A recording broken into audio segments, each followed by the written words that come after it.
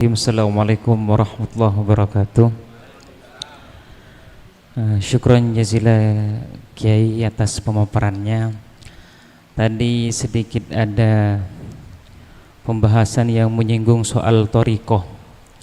Dulu kami waktu ada di pesantren pernah membaca sebuah kitab. Nama kitabnya Iqadul Himam ala Syarhil Hikam, karangan Al-Imam Asy-Syaikh Ibnu Ajibah. Dan ini sudah sering kami tanyakan, namun kami belum mendapatkan penjelasan yang bisa betul-betul memuaskan hati dan pikiran kami.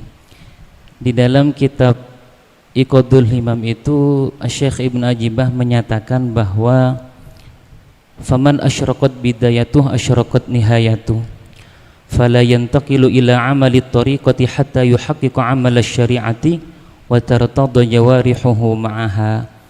Yang kami bingungkan adalah kenapa di sana ada standar dan ukuran seseorang bisa beralih kepada amalan thariqah itu harus betul-betul mentahqiq amalan syariatnya, dan wa tartadha jawarihuhu ma'aha, dan jawarih atau anggota badannya ini betul-betul terlatih di dalam amalan syariatnya. Sebenarnya apa yang dimaksud dengan amalan syariat? Apa cukup yang al-wajibat saja atau mencakup terhadap yang al-masnunat sekaligus? Karena banyak kami temukan di luar sana orang awam yang ilmu syariatnya saja atau ilmu dhahirnya saja belum berkompeten di dalam bidang itu, tapi sudah memberanikan diri untuk membaiatkan diri masuk ke dalam thariqah, padahal syariatnya belum matam atau belum tahqiq. Mungkin sekian pertanyaan kami. Matur suwun, terima kasih.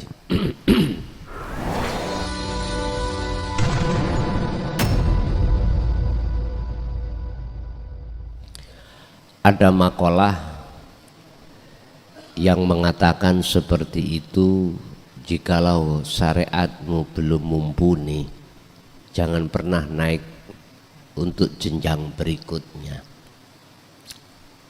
Tetapi lewat pertanyaan ini, sebelum kami menjawab, perlu kami tegaskan bahwasanya apa sih syariat itu?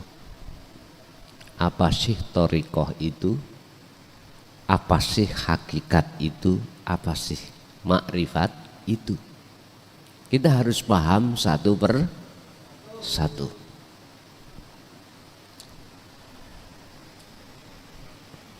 Kalau kami menerjemahkan mudah untuk dipahamkan, saya laksanakan gini, saya umpamakan gini. Syariat adalah sebuah kendaraan, entah kendaraan apa terserah. Thariqah adalah jalan. Hakikat adalah tujuan yang ada pada diri jenengan sebelum berjalan tadi. Makrifat adalah nyatane hakikat. Ketika Anda berkendara melewati jalan, mesti punya tujuan. Kemana? Oke, kita ke sebuah toko. Untuk beli apa? Beli pulpen. Sebelum datangnya syariah dan thariqah, hakikat itu sudah ada dalam diri jenengan. Tujuan Anda sudah ada. Saya ulang, sebelum datangnya syariat dan thariqah, sepeda dan jalan, dalam hati jenengan itu sudah ada tujuan untuk beli pulpen. Lah, biar nyata tujuan jenengan berkendaraan. Kalau sudah sampai tujuan, toko apa? Katakanlah toko barokah. sepeda sampean bawa masuk ke toko ndak? Jalan itu juga sampean bawa ke toko enggak? Jenengan hanya membawa tujuan. Masuk ke toko, kemudian beli pulpen. Kalau sudah dapat pulpennya berarti itulah nyatanya hakikat disebut makrifat. Oke. Bagaimana kita itu bisa sampai pada makrifat? Syariah adalah kendaraan. Mana kendaraannya? Kendaraan sampai menuju makrifat syariat iku apa? Sebab ngene Pak, nyun sewu nanti ada penjabaran tentang masalah syariat hakikat itu piye, torikoe hakikat iku piye, hakikate hakikat iku bagaimana. Mungkin itu diterangkan di dalam kitab Sirul Asrar karangan Syekh Abdul Qadir Jailani kalau nggak salah loh ya, dan dalam kitab-kitab yang lain. Tapi yang jelas kalau kita memandang syariat adalah sebuah ilmu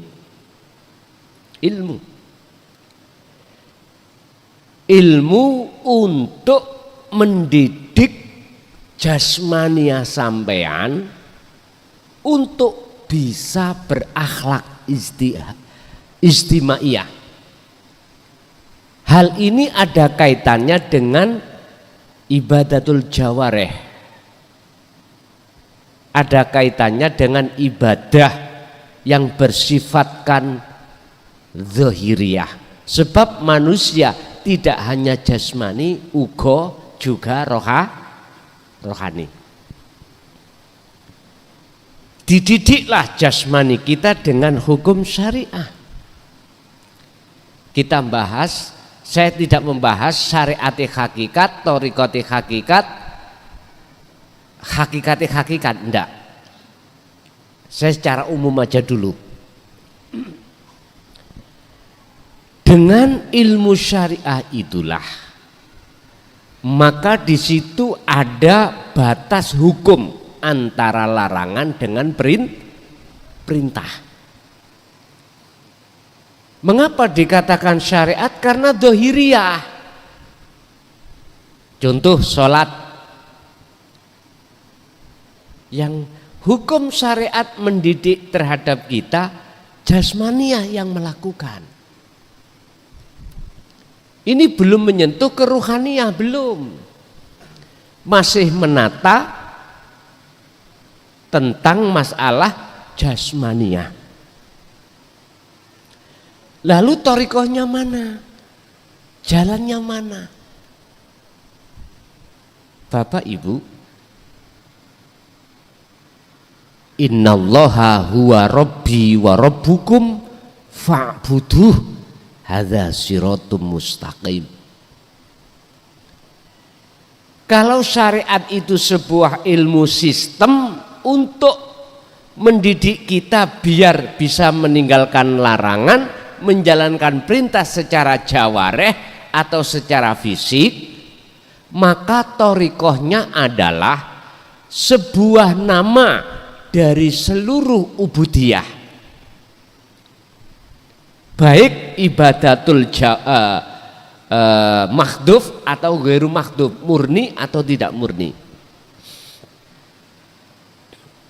Ini menata jasmani dulu, sebab ada hubungannya dengan hablum minan nas, hubungan sesama manusia, etika, akhlak ijtimaiyah. Sebab kalau ini tidak sampai lakukan, akan disisihkan di tengah masyarakat sesama umat maghrib tung gak salat, berarti kan gak ngelakoni syariat, gak melakukan syariat, kita tidak bersyariat. akhirnya digunjing tetangga. Lah, nama sebuah sholat, nama sebuah aktivitas sholat itulah thariqah. Saya tidak bicara thariqah yang dipandu oleh jadman yang mutabaroh, bukan Pak ya, bukan. Saya tidak arahnya ke situ. Saya tidak menyentuh thariqah mutabaroh, itu bukan. Yang jelas thariqah itu ada jalan. Artinya sholat ini sebuah jalan untuk Anda bisa bertemu Allah. Harus dikasih tujuan. Lah, tujuan inilah yang kusebut ilmu hakikat. Sebab tatkala jenengan iki sholat tanpa ilmu hakikat, aku tanya, ketemu Allah enggak? Jujur Pak, kami juga jebolan pesantren, tapi bukan berarti saya alim, enggak. Saya enggak ngaku itu. Oh, ngaku mondokku itu belakrak kok. Iya.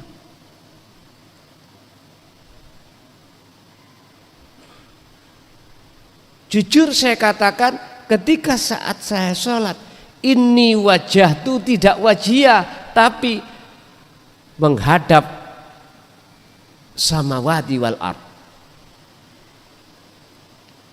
Kejujuran ini harus kuungkapkan. Pertanyaannya, sholat yang seperti ini apakah dianjurkan? Coba kita buka di dalam surah Al-An'am ayat 79.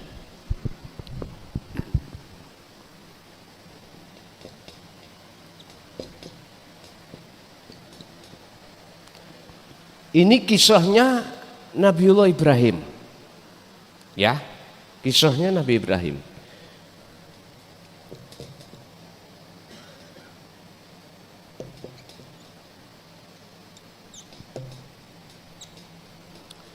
Inni wajjahtu wajhiyah lilladzi fataras samawat wal ard hanifah. Terus di belakang ditutup wama ana minal musyrikin. Artinya gini Pak, jikalau sholat jenengan estu menghadap wajah Allah, berarti marifat toh, karena membawa tujuan.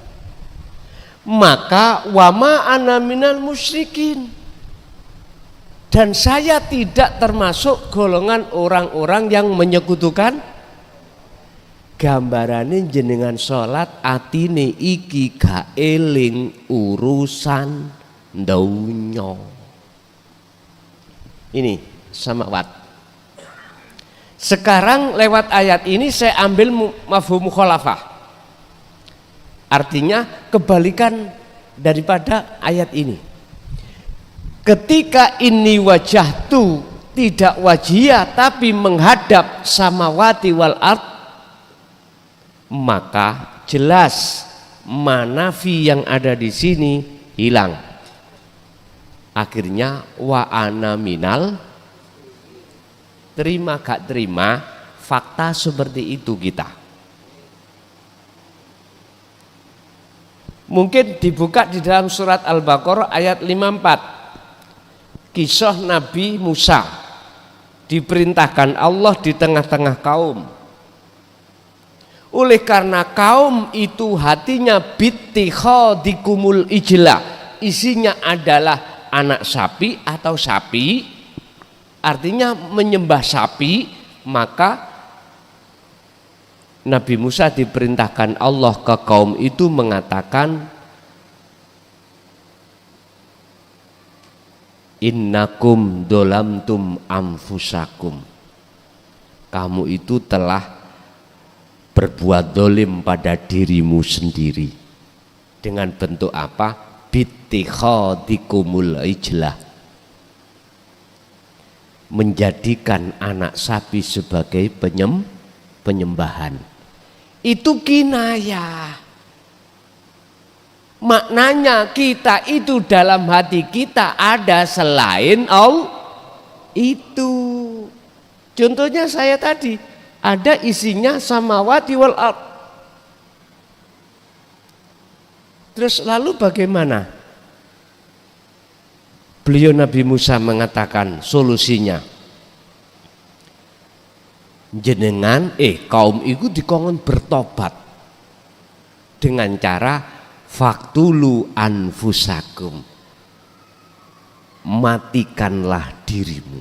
Bukan bunuh diri lo ya, mematikan keakuanmu. Ini akan bisa manakala jenengan paham hakikat, paham ilmu hakikat. Sebab gini Pak, mohon maaf, ilmu syariat itu untuk mendidik jasmani supaya jenengan ini melakukan ibadah jawareh, ibadah fisik itu betul.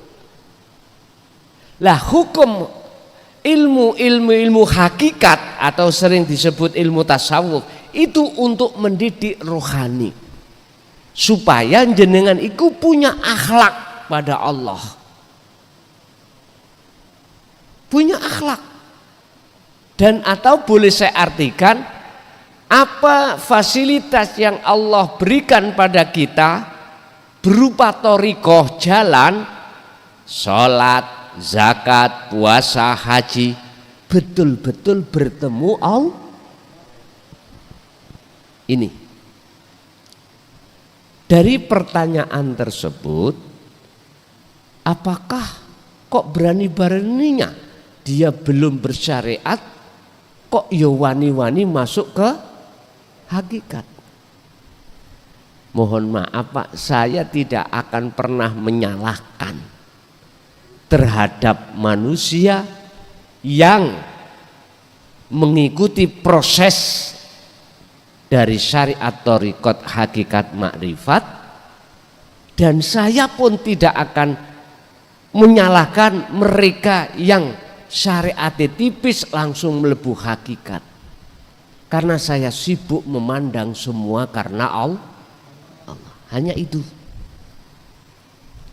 Jadi perlu digarisbawahi, saya tidak akan pernah menyalahkan inisiatif atau ide sistem orang lain yang sistem itu berbeda-beda. Mungkin ya, kados jenengan ini masanya sudah tidak seperti waktu jenengan umur 15 tahun.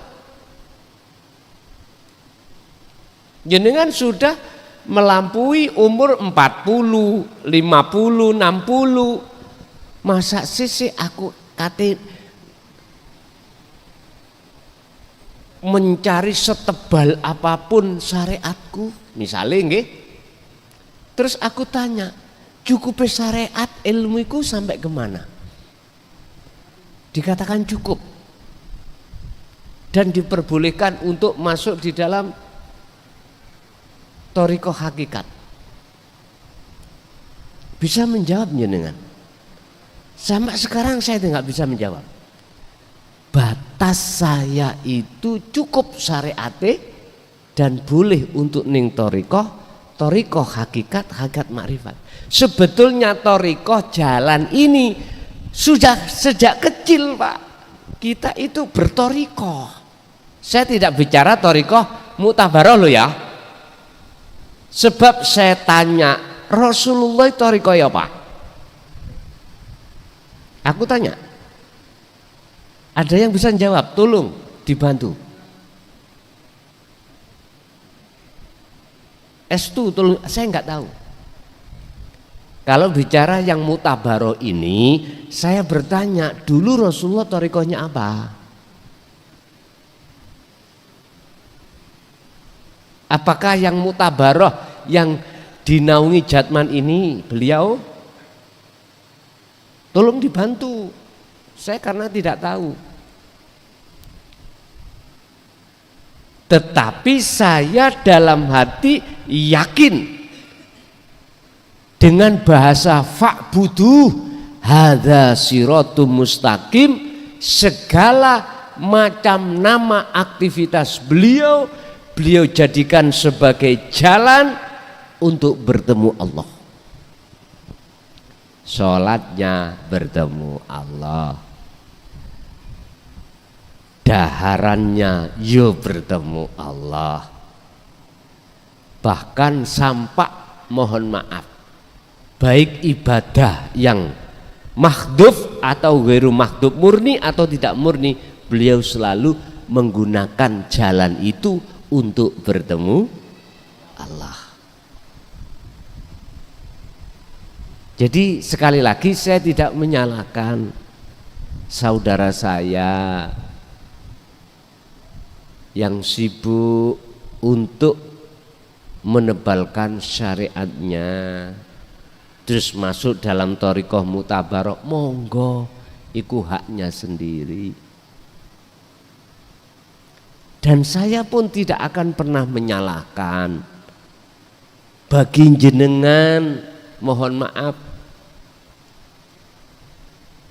yang tidak menebalkan syariat terus gak masuk thariqah mutabaroh, tapi jenengan iki meyakini semua apa aktivitas yang diterjadikan Allah jenengan jadikan sebagai jalan untuk bertemu Allah. Tapi harus ada wasilahnya, Pak. Apa penyambungnya? Adalah zikir. Hanya itu. Ringkes tak? Terus bagi saudaraku yang sibuk menebalkan hukum syariat terus lali tentang hukum hakikat, mohon maaf, umur jenengan kantun pinten? Kan kita nggak tahu, Pak, nggak tahu. Sebab bagaimana maksud Allah dalam satu ayat Al-Isra ayat 9 ayat 27 72 ayat 72, tolong dibuka. Al-Isra 72. Allah katakan mangkana fi hadhihi a'ma fahuwa fil akhirati a'ma wa adallus sabila. Barang siapa saat di dunia hatinya masih buta pada Allah, terus meninggal di akhirat pun juga buta, wa adallus sabila. Tolong iki yo dingen-ngen. Saya tidak mencari kebenaran, tidak membenarkan diri, enggak. Tadi sudah saya katakan, saya hormati segala saudara saya yang eksis terus dalam syariat, moh hakikat, monggo. Karena beberapa makalah sehingga beliau tidak berani untuk ke hakikat. Saya juga tidak menyalahkan bagi saudara saya syariate ora patek ono tapi wis wani masuk ning hakikat. Saya enggak berani menyalahkan.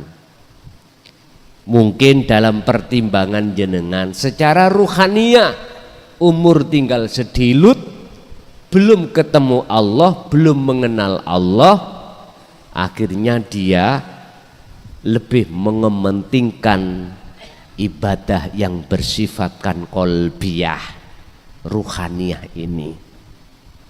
Hafidhu ala sholawah wassolatil wusta wa qumu lillahi qanitin ay khosyiin. Setahu saya, Pak, ning Quran iku nek bahas sholat wajib khusyuk. Khusyuk iku harus bertemu Allah. Setahu saya loh. Makanya Saya cowari ayat per ayat, ketika membahas sholat nggak pernah memakai kalimah fa'ala, mesti memakai kalimah koma, walaupun wazannya ikut wazan fa'ala. Koma asluhu qawama ala waznin fa'ala. Ada apa dengan koma? Kalau boleh saya katakan, nek fa'ala adalah perilaku secara jasmani, nek koma tidak hanya jasmani tapi rohani.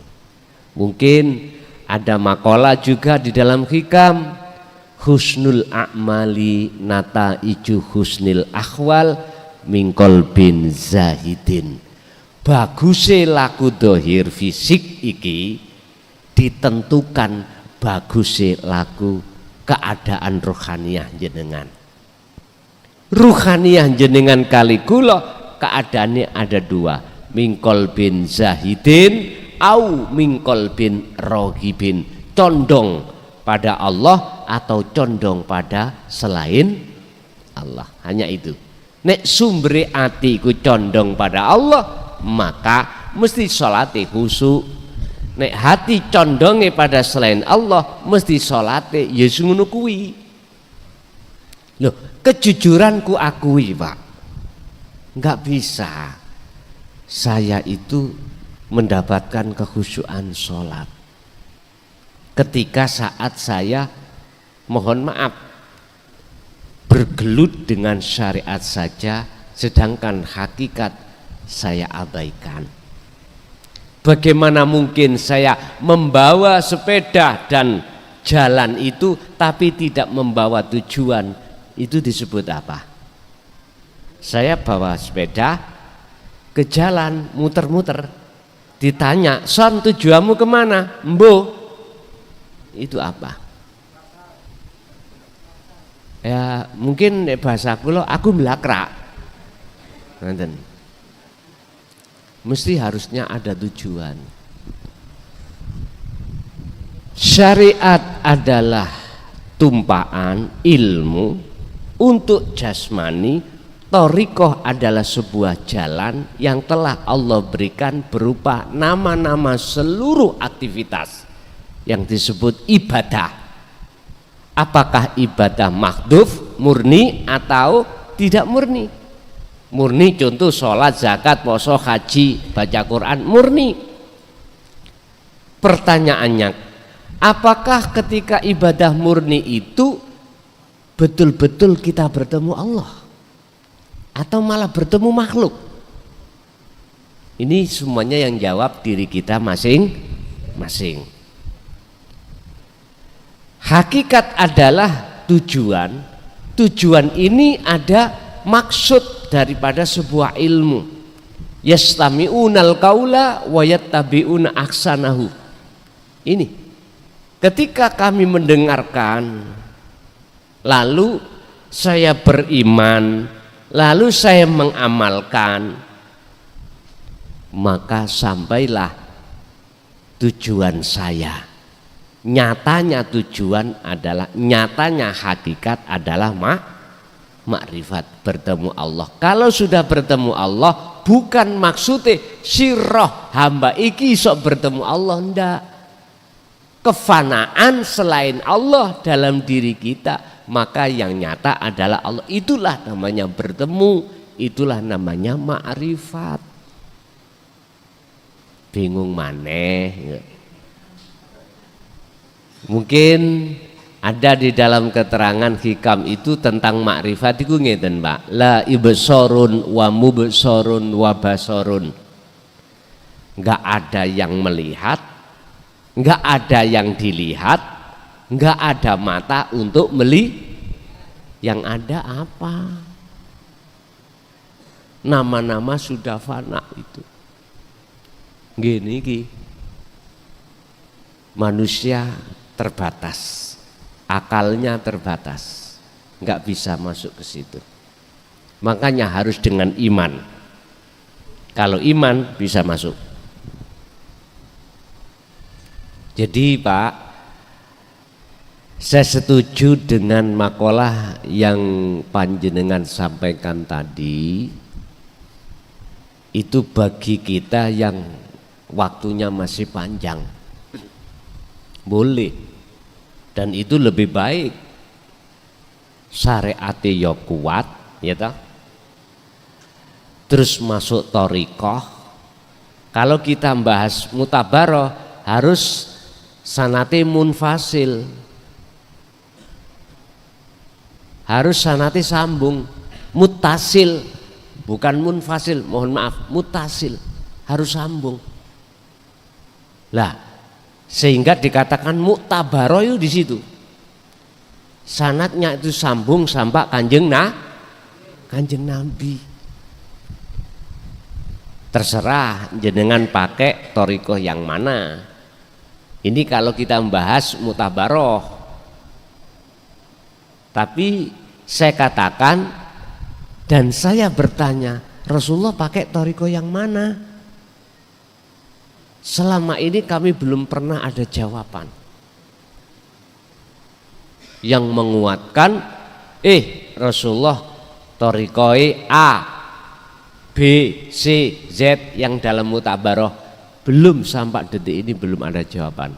Cuman di dalam jawaban hati saya, seluruh aktivitas yang diterjadikan Allah pada beliau itu dijadikan beliau sebagai fasilitas atau sebagai jalan untuk pertemuan beliau terhadap Allah.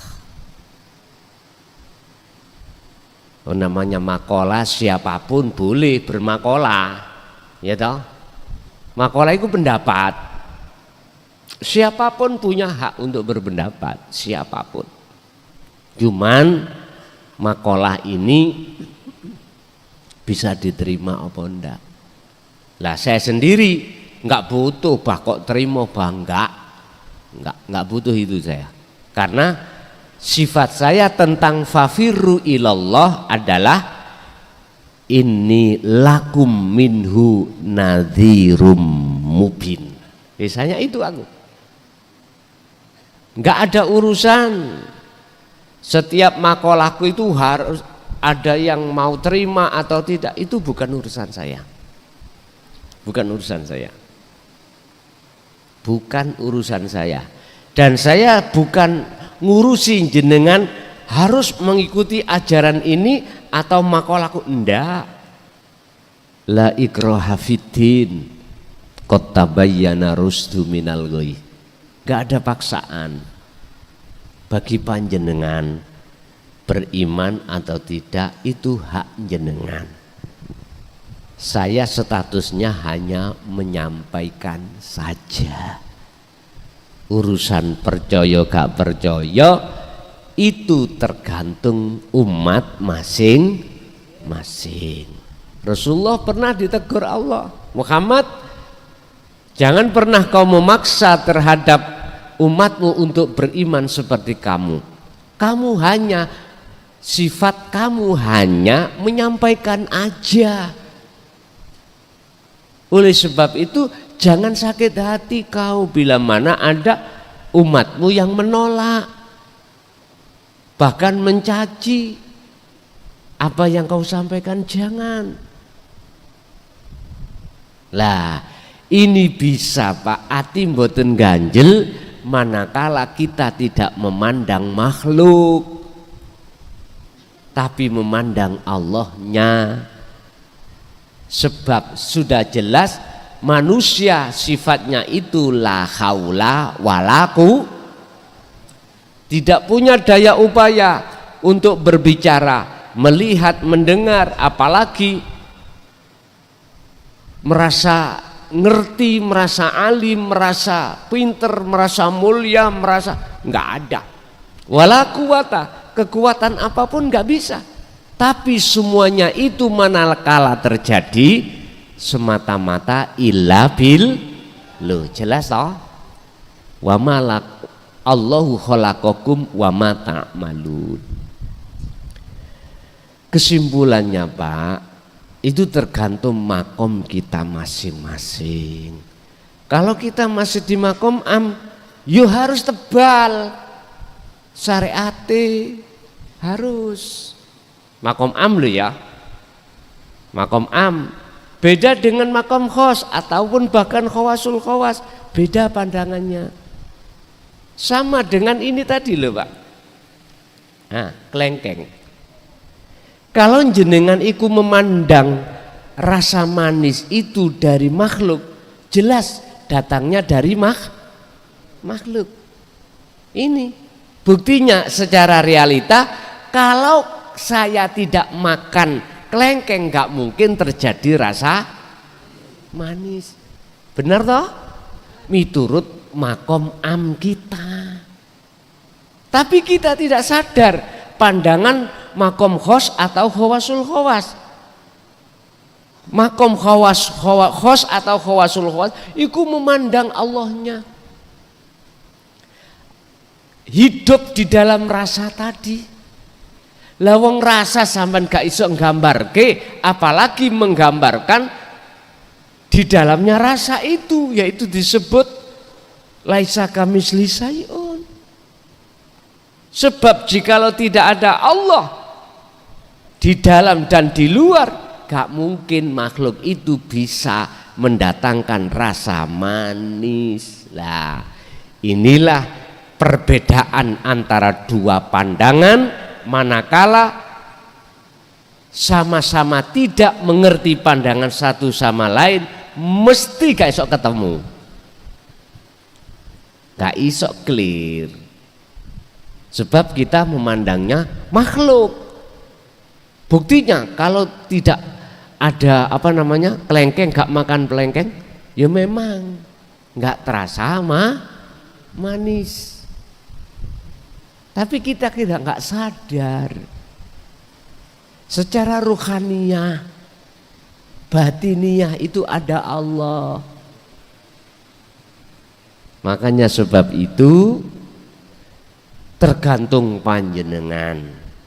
Kalau saya pribadi mungkin lihat kondisi sampean iki sampun sepuh-sepuh, sampun tua. Kapan meninggal ya nggak tahu. Kapan meninggal kita nggak tahu.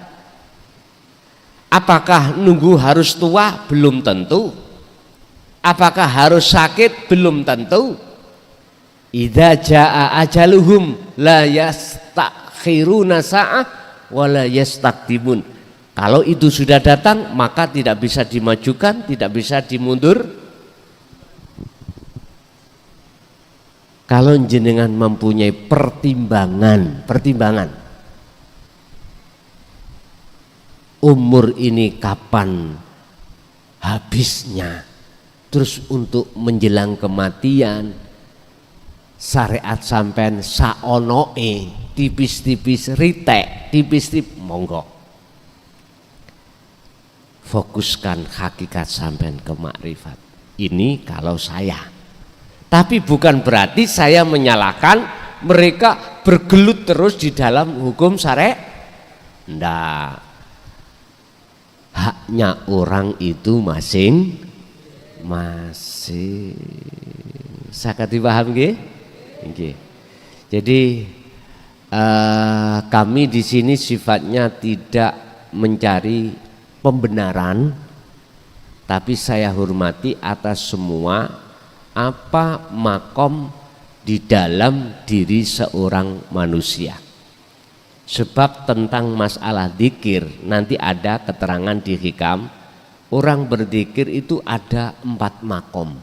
Ono dzikir tapi atine lali nang Allah, lesane ngucap atine lali. Nomor 2, ada orang berzikir itu mau hatinya berzikir tapi dia lalai terhadap Allahnya. Lesan dia berzikir tapi hati lalai. Kedua, hati zikir, hati lalai Allah. Yang ketiga adalah orang berzikir tapi merasa Allah itu sudah dekat. Yang terakhir ada orang berzikir sudah kefanaan selain Allah. cocok pas syariat thariqat hakikat makrifat. La ilaha illallah, la ilaha illa huwa, la ilaha illa anta, la ilaha illa ana. Nggih. Mungkin dilanjut.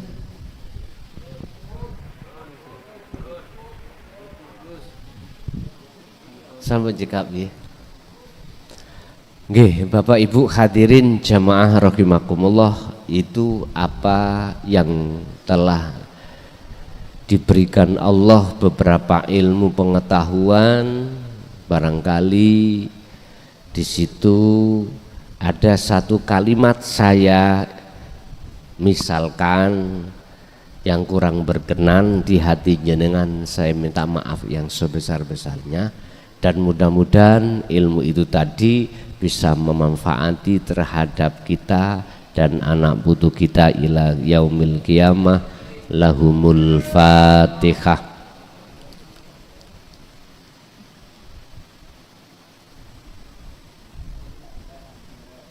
Akhirul kalam. Assalamualaikum warahmatullahi wabarakatuh.